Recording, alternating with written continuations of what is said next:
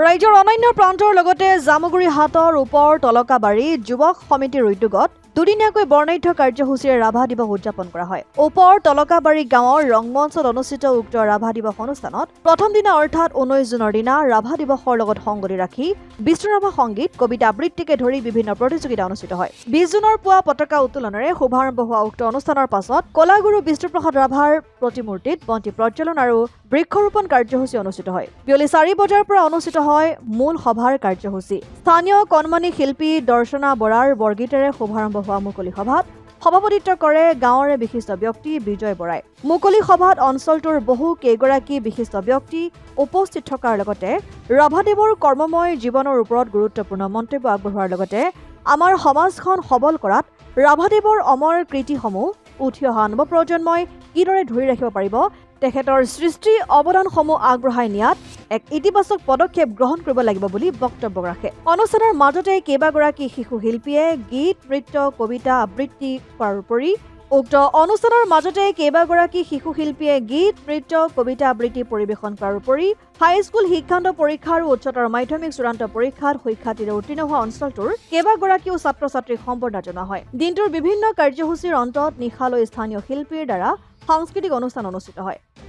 আমি এই ওপৰতলকাবাৰী গাঁৱৰ আমাৰ যুৱ সমিতি, আই মাতৃ গোট আৰু সন্মানীয় ৰাইজ সমস্তখিনিৰ সহযোগত আমাৰ কলাগুৰু বিষ্ণুপ্ৰসাদ ৰাভা ডাঙৰীয়াৰ যি 20 জুন তাৰিখৰ স্মৃতিচাৰণ সভা আমি একাধিক্ৰমে আজি পালন কৰি আহিছোঁ।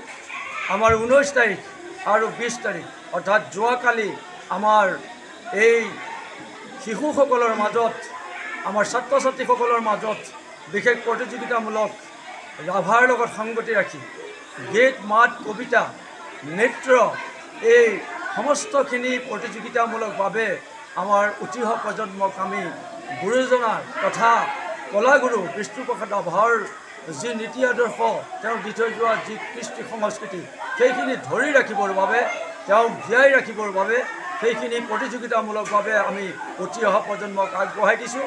আৰু যি 20 জুন তাৰিখ অৰ্থাৎ আজি এই 20 জুন তাৰিখে আমি মূল কাৰ্যসূচী হিচাপে আমি মুকলি সভা আহ্বান কৰোঁ। আৰু এই মুকলি সভাতে আমি এই গাঁৱৰ যি ছাত্ৰ ছাত্ৰী তথা কণ কণ ল'ৰা ছোৱালী সমন্বিতে উঠি অহা অংগজসকলক আমি এই মুকলি সভাত তেওঁলোকক পুৰস্কৃত কৰা হয়। তেওঁলোকৰ যি এই ৰাভাৰ সংগতি ৰাখি পেলাই যি প্ৰতিযোগিতামূলক ব্যৱস্থাখিনি কৰা হয় সেইখিনি তেওঁলোকে উদগনিমূলকভাৱে সুবিধা পায় এই মুকলি সভাত অংশগ্ৰহণ কৰি বঁটা লাভ কৰি। আৰু আমাৰ ৰাইজো একত্ৰিত হৈ, আই মাতৃও একত্ৰিত হৈ যুৱ সমিতিৰ সৌজন্যত আমি সকলোৱে সেই গুৰুজনাৰ প্ৰতি শ্ৰদ্ধা নিবেদন কৰোঁ আৰু আমাৰ যুৱ সমিতিৰ পতাকা উত্তোলনেৰে আমি সেই কাৰ্যসূচী আৰম্ভ কৰোঁ।